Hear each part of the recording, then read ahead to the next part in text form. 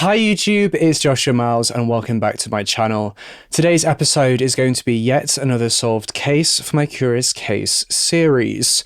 If you have any cases that you want covered on this channel, then jump over to requestacase.com and send in your submissions there. Before we go any further, make sure you're subscribed to this channel and that you've hit that bell icon so you don't miss out on any future Curious Case episodes, just like this one.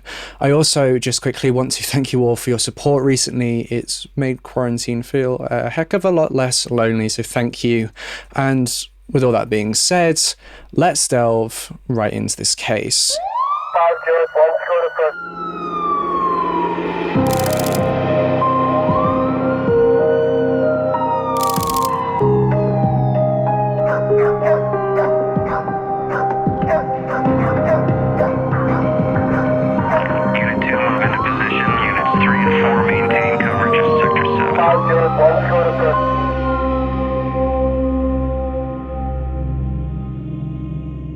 The 14 years between 1986 and 1990 saw tragedy after tragedy strike the Pándy family in Brussels, Belgium. During this period, 6 members of the family mysteriously disappeared without a trace, and it wouldn't be until 16 years after the first disappearance that the Belgian police would begin to learn the horrific and dark secrets that the Pándy family were hiding. In today's episode, we're going to be uncovering the truth of what really happened at the Pándy residence in the late 80s and discussing one of the worst serial killers in modern Belgian history. Andries Pándy was born on the 1st of June 1927 in the city of Chop, which is now part of Western Ukraine. The history of the city is a bit complicated as due to its close proximity with the country of Hungary, it passed between the then Slovakia and Hungary often. At the time of Andries's birth in the city, I believe the city was Slovakian, but it did then become Hungarian again for a brief stint. But despite all of this, Andries's official nationality was actually Hungarian, and for the purpose of this episode, we're just going to stick with his official nationality, despite him technically being a Slovakian native. Both of Andries's parents were also Hungarian, so I imagine this played a role in his official nationality. Now, not all too much is known about Andries's early life, but what we do know is that he actually became a church counselor at a church in Hungary, and it was as he was working at this church in 1957 at the age of 30 that he met a woman called Ilona Soares. The pair hit it off right away, and after a degree of courting from Andries, they eventually became engaged. The couple married the same year they met in 1957, and the ceremony took place at a time of national unrest for Hungary. The Hungarian Revolution had broken out the year before, with the people revolting against the Hungarian People's Republic and the Soviet policies that they were imposing on Hungarians. The revolution itself only actually lasted about a month, but the fallout of it left a lot of political unrest in the country.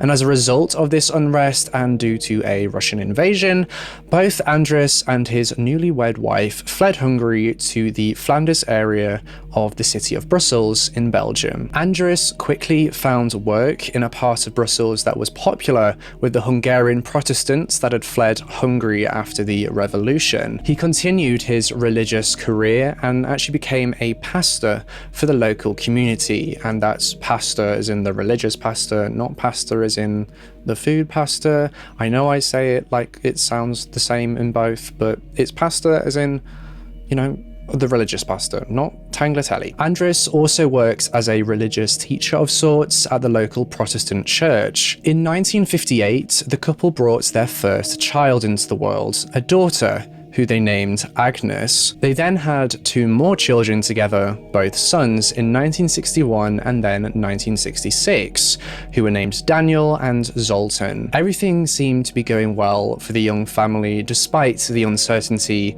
at the start of their relationship. Andries was in a reputable and reliable job, and they had 3 beautiful children to raise together. The family was seen to be one of propriety. You see, Andries was a very very smart and clever businessman, and he had actually founded an organization called YDNAP, which provided foster care for children who had become orphaned due to the revolution that had been occurring in Romania at the time. The organization would be paid for each child that was fostered, and it soon became a very profitable venture for Andrus. They earned enough money to buy 2 houses in Brussels and more property back in their homeland in Hungary. But all that came crashing down in 1967 when Ilona discovered evidence that Andrus had been seeing other women. This was an ultimate betrayal for Ilona. Infidelity went against her core beliefs, and she couldn't forgive Andrus for cheating on her. And so Ilona divorced Andrus due to his infidelity, taking the couple's sons, Daniel and Zoltan, with her. This left Andrus to look after their firstborn child, Agnes. However, this is where the case begins to go south very quickly, and almost half a century of abuse and murder would begin. Andrus was seen as a very reputable, trustworthy, and law-abiding religious figure in the community, and in the public eye, he made sure to uphold that reputation. But at home, it was sadly a very different story.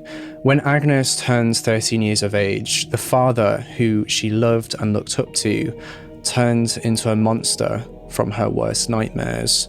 Now, it's unclear what exactly happened between Agnes and Andrus, but what we do know is that when Agnes was at the age of 13 in 1971, a now 44-year-old Andrus and beloved pastor in the community began to sexually molest her, his own daughter.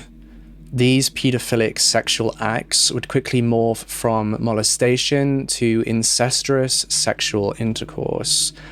This pedophilic incestuous relationship continued into the early 70s, even as Andrus had begun to see other women. It is believed that this sexual abuse occurred throughout the duration of this case. Andrus, through the use of dating services and using a fake name and fake job description, continued to meet up and date other women in the hopes of finding a new wife.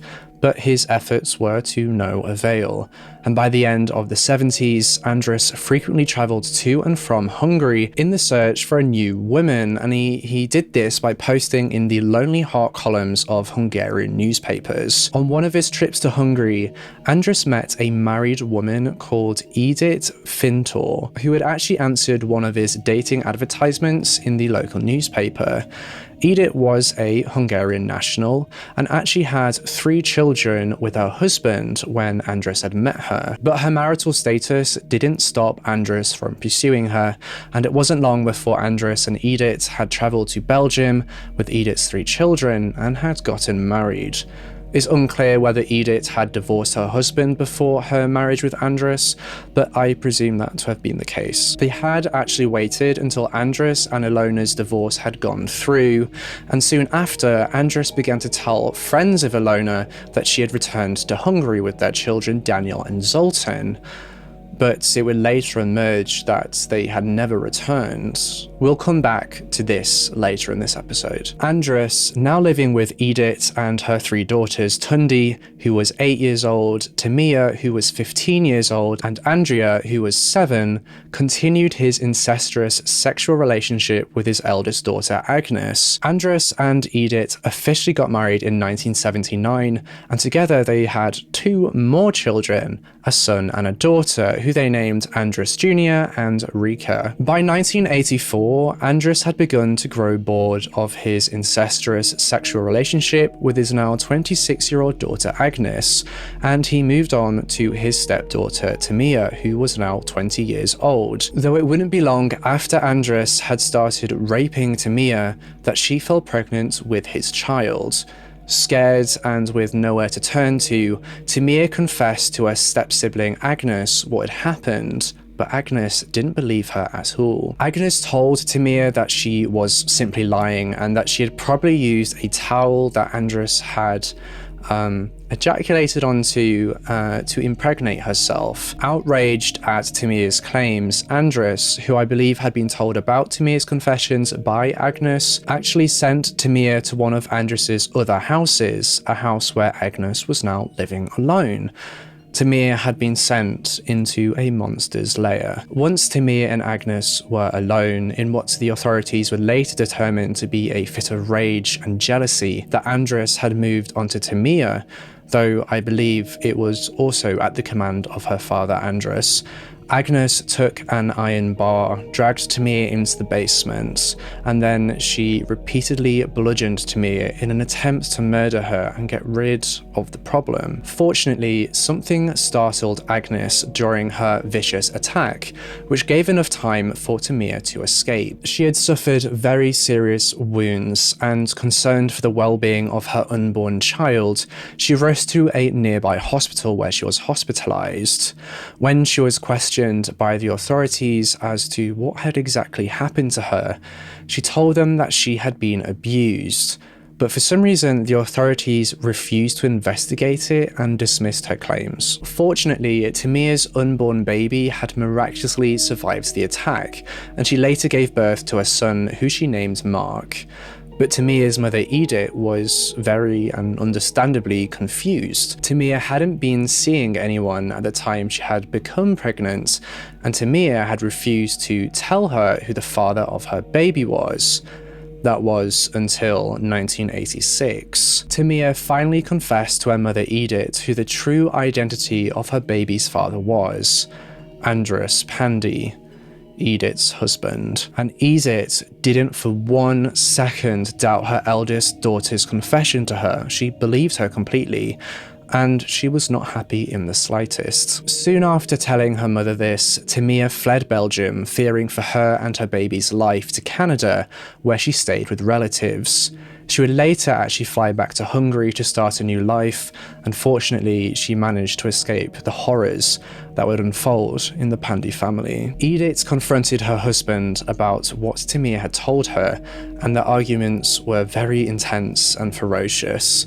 It got so bad, in fact, that Andres decided to send Agnes and her stepsister Tundi on a short holiday to the Belgian seaside so they could get away from it all. Andrea, who was the youngest child, had stayed in the house so that Edith could continue to look after her. But when Agnes and Tundi returned from their holiday, both Andrea and Edith were nowhere to be seen. Andres told his daughter Agnes, "Don't look for them. They're not coming back." Their sudden disappearance didn't go unnoticed by people outside of the family, however, and when the Belgian police came to the Pándy household to find out where they had gone, Andres told the police that Edith had run away with Andrea to Germany to be with a new lover. Andres even pulled out a telegram from Edith to back up his story, though, as I'm sure you've probably guessed, this telegram was fake. And Edith and Andrea hadn't actually run away to Germany. They had, in fact, been murdered. Then, in 1988, 20 years after Andres and his first wife, Ilona, had initially separated, Andres invited Ilona and his 2 sons, Daniel and Zoltan, to his house to try and reconnect and rekindle their relationship. Or at least that's what he told them. You see, despite Andres telling people that his first wife had returned to Hungary, she hadn't. She'd actually stayed in Belgium up until 1988, looking after and raising her 2 sons. But when they came over to Andres's house, they would never leave again.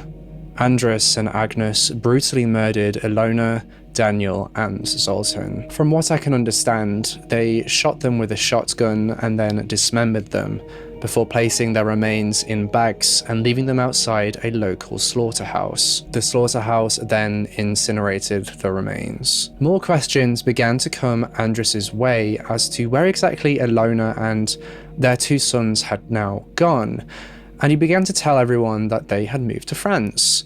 But then, for some reason, his story changed and he began to tell people that they had actually moved to South America. Andres and Agnes had so far murdered 6 family members, but the murders didn't end here. In 1990, Andres sent Agnes and her 2 younger stepchildren, Andres Jr. and Rika, on another holiday, leaving the now 18-year-old Tundi alone with Andres. Tundi had remained with Andres despite both her mother and her sister going missing years before, and unfortunately it was as Agnes and the other children were on holiday that she met her gruesome end. When Agnes returned, Andres told Agnes that Tundi had become disturbed, and so he decided to send her away to go live with another family who could look after her better. But of course, this wasn't the case, and Agnes knew from the instant she realized Tundi was gone that Andres had murdered her. Agnes had actually begun working in the map department of the Albert I Royal Library, and she had stayed completely silent about the murders and abuse that she had witnessed and been a part of. That was until 1992, 2 years after Tundi was murdered by her father. I'm not exactly sure why exactly it took her so long to realize that she should probably tell the authorities what had happened, but on one fateful day in 1992, Agnes walked into a Belgian police station ready to confess it all. She was described by the officers she spoke to as being a lackluster young woman with blank, unblinking eyes behind nondescript spectacles. Agnes told the police that she had been sexually abused by her father since the age of 13, and that he had turned her into a sex slave. And she further told the police that she was concerned for the well-being of her stepmother Edith and her stepsister Andrea. Agnes told investigators that her father had told her to not look for them and that they were not coming back after she had returned from that holiday. However, if you've seen my 3-part series on the Mark Dutroux case, you'll know that the 90s was really a time of police incompetence and police corruption. The investigators didn't really care for Agnes's claims. They believed that she just had daddy issues and that she was making the claims up. But still, they had to form an investigation, and so they went straight to Andres to question him. You have to remember that Andres was a very reputable pastor in the community who appeared to be entirely devoted to God, and the investigators already knew that he operated an organization that fostered children from Romania, so they had a bias of innocence and a bias of his positive and good reputation in the community from the moment that they began to speak with him, though Andres had been preparing for the day that the police would come knocking. When questioned about the whereabouts of his wife and stepdaughter, he told the authorities that they had simply returned to Hungary, and he even pulled out a stack of letters that had allegedly been written by them to back up his story. The letters had stamps from Israel, Miami, Brazil, and of course Hungary. Satisfied with Andres's story and evidence, and despite there already having been a previous investigation into the whereabouts of his first wife, the police left Andres's house, apologized for wasting his time, and closed the case. That was until 1997, when the Mark Dutroux case became very much public knowledge, and the police's incompetence and corruption was thrust into the media spotlight. In an effort to save face, investigators began to go through old cases to see if there had been any other disappearances similar to the ones in the Mark Dutroux case. And that was when they stumbled upon the closed case that Agnes had reported. The investigators brought Agnes back into the police station to ask her more questions. Some sources claim that they actually arrested her and then the following events happened, but some other sources say that they brought her into questioning first, so I'm just going to go with what makes more logical sense. It doesn't make sense that they would just arrest her without the events that are about to follow. But yeah, so they brought her in for questioning nonetheless, and this is when she truly reveals everything. She told the police, "I'm going to tell you how we killed 5 people." The following extract is taken from crimelibrary.com. Her tale was one of unimaginable horror, a grand tale of murder and rape and depravity. She talked of how her father, a bookish churchman, had seduced her when she was just 13. Raped her is perhaps a more accurate phrase, and how she felt she had no way of escaping him. "I had no way out," she would later tell authorities. Her will had been totally subjected to his. As a defense attorney would later tell a jury, she had been under the overwhelming, irresistible spell of her father. By the time she'd finished talking, Agnes had implicated her father and herself in 5 homicides, all members of their own family. The body parts that would later be pulled from the mud in Pándy's murky basement, the slabs of unidentified meat pulled from his freezer, would offer an even more chilling glimpse into the horror. DNA tests conducted on them would reveal that the bones and teeth and fragments of flesh were indeed human, but did not match any of the missing members of the Pándy family. That, authorities said, meant that there were, in all probability, other victims. Perhaps they would later speculate that as many as 13 people fell victim in Brussels to Pándy's bloodlust. Some of them, they speculated, might have been innocent women lured from Pándy's home country of Hungary through newspaper ads that I mentioned previously he had placed, searching for a date or a bride. Agnes spelled out in graphic detail how she and her father carried out the murders. Her father was unfathomable and mysterious, with a constant smirk, a little smile like Buddha, on his face as they killed their victims. Some were shot, others bludgeoned to death with a sledgehammer. Then they hacked their victims to pieces and stuffed the remains in plastic bags, dumping some at a nearby abattoir, dipping others in vat brimming with 21 litres of cleanest, which is a drain fluid cleanser, an acid that ate all the meat from the bones, and then they dissolved the bones themselves. Agnes ended up speaking to the authorities over the course of 2 days, each session lasting several hours, about what she had witnessed and what had occurred in the Pándy home the decade before. Andrés by this point was now 70 years old and had retired from the church in 1992. The police immediately rushed to Andrés's residence to arrest him on suspicion of multiple homicides on the 16th of October 1997, but they only had Agnes's testimony against Andrés and no concrete evidence. And so excavations began in the basement of one of Andrés's properties in an attempt to locate remains that could verify Agnes's testimony. And what they discovered was unfathomable. They discovered a human skull, 2 human femurs, a shoulder blade, and a pelvis that had been buried in a shallow grave beneath concrete slabs in the basement. A warrant for the excavation of the basements of Andrés's 2 other properties in Belgium were then ordered. In the other properties, as previously mentioned, they discovered frozen human flesh in a freezer and traces of blood splatters on the walls. Andrés was then charged with 6 counts of homicide for all of his missing family members. The charge was for the murder of 2 former wives and 4 out of 8 of his children. But the police, as I mentioned, suspected that there might very well be more victims. Andrés, upon his arrest, was placed in solitary confinement as the investigation continued, and it was also determined that the letters and telegram that Andrés had shown to the police when they had previously questioned him had been faked. Connections then began to be drawn between Andrés and several missing women in Hungary. All these missing women had disappeared in the area close to where Andrés owned a property, and we know that he frequently travels to Hungary.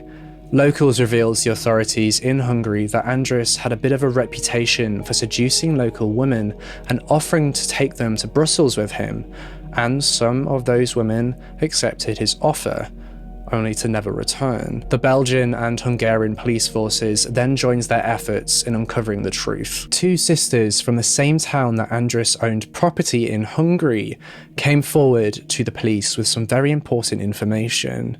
They had both been seduced by Andrés and had both accepted his offer to go to Belgium with him. I believe they had done this at different points, but they both had the hopes that they might one day become his wife. But when they arrived in Brussels, Andrés locked them in his home and forced them to cook and clean for him. He apparently told these women that even if they tried to escape, nobody would be able to understand what they were saying, as they only knew Hungarian, and nobody in the local area knew that language. Andrés eventually proposed to each of these women, but was actually rejected by both of them, and surprisingly, after they requested to go back home to Hungary, he let them go free. Now, the trial in this case was pretty strange. Andrés showed no remorse at all for what he had done. The prosecution had forensics experts use body parts harvested from a deceased male who had donated his body to science after death to demonstrate whether the cleanest acid could dissolve the remains as Agnes had described. They videotaped this experiment, and when they showed it to the court, it showed that the remains dissolved just as Agnes had described. Andris watched the videotape as it played in court completely expressionless, while jurors turned away due to the graphic nature of the tapes. Even Agnes averted her eyes and seemed uncomfortable. Also during this trial, it was revealed that the Romanian children that had been sent to be fostered to Andris's organisation called YDNAP, which is actually just his surname Pándy backwards, had also disappeared. It's unknown how many children exactly ended up in his care and what actually ended up happening to them, but it is believed by the authorities that Andris was responsible for their disappearance. A further missing persons case was also linked to Andris. The 12-year-old daughter of a woman that Andris had dated had mysteriously disappeared without a trace, though as there were no remains or evidence that placed the 12-year-old at any of Andris's houses, they were unable to charge him for it. Another twist in this case came when the authorities revealed that Andris Pándy may not actually be who he says he is. They suspected that Andris might have actually been his younger brother, who had allegedly died in 1956, the very same year that Andris had fled Hungary to Belgium. The Hungarian police force searched interconnecting basements in Andris's former family home, but they were unable to find any evidence to support the theory. But they were also unable to find a gravestone or burial location for Andris's younger brother. When Andris took the witness stand in the courtroom, he also made some very strange claims. Despite the copious amounts of evidence against him, he told the courts that the trial was a witch hunt against him, and he told the jury that his missing family members were actually alive and well. He claims that he was in contact with them through angels. And according to Wikipedia, when asked why the missing family members couldn't be traced during the 4-year investigation leading up to the trial, he told the jury that it is up to justice to prove they are dead. When I'm free again, they will come and visit me. It's important to note that Agnes was also arrested and charged with playing an active role in the murders of her stepmothers and 4 siblings. It was also revealed in Andris's trial that he had actually recruited 2 girls and a boy on several occasions on his trips to Hungary to impersonate his missing children. He took the children on family visits to relatives and friends in Hungary, these relatives and friends not having seen his children before, and then he told his relatives and friends to write letters and send them to his house to say that they had seen the children. He started doing this in 1992 when Agnes had reported him to the authorities, and kept doing it over several years to try and prove and have this evidence that they were still alive, even though he'd murdered them. He had told these children that it was a rehearsal for a part in a movie about his life. The police managed to track down 2 of these children, who testified that he had told them to pretend to be the missing children. In the police's excavations of Andris's properties, they also uncovered numerous sets of teeth, and when they were forensically examined, they were determined to have been from 7 different women, all aged between 35 and 55, and there were teeth from a man who was aged between 18 and 23. None of these victims were related to Andris, none of them were the remains of any of his family members. This further added to the suspicion that he had brought women from Hungary to Belgium with the promise of marriage before murdering them. On the 6th of March 2002, the court reached its verdict. They found Andris Pándy to be guilty on 6 counts of homicide.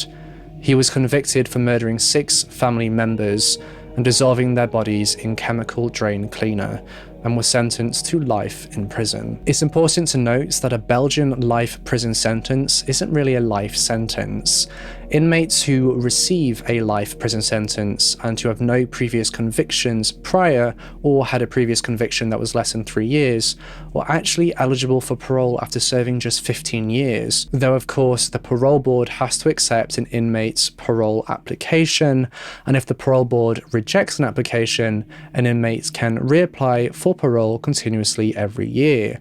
But fortunately in this case, Andris's sentence was the absolute maximum penalty, life imprisonment without the possibility of parole. Agnes was also found guilty for her involvement in the 5 murders, not all 6 of the murders, and was also found guilty on a charge of attempted murder. She was sentenced to 21 years in prison for her crimes. Prosecutors had actually requested a higher 29-year prison sentence for her involvement in the murders, but her defense team pushed the judge for leniency, stating that Agnes had been under the overwhelmingly irresistible spell of a father who was raping her, as he coerced her into collaborating in the killings of her mother and siblings. "I had no way out. I was completely in his grip," Agnes said in her closing statement. Agnes's defense team throughout the trial asked the jury to keep in mind that Agnes was not only a culprit in the murders, but also was a victim who had spent 32 years of her life living under her father's threatening reign. Interestingly, 5 members of the jury actually voted for Agnes to be acquitted of all charges, but the court's ultimate decision was the 21 years imprisonment.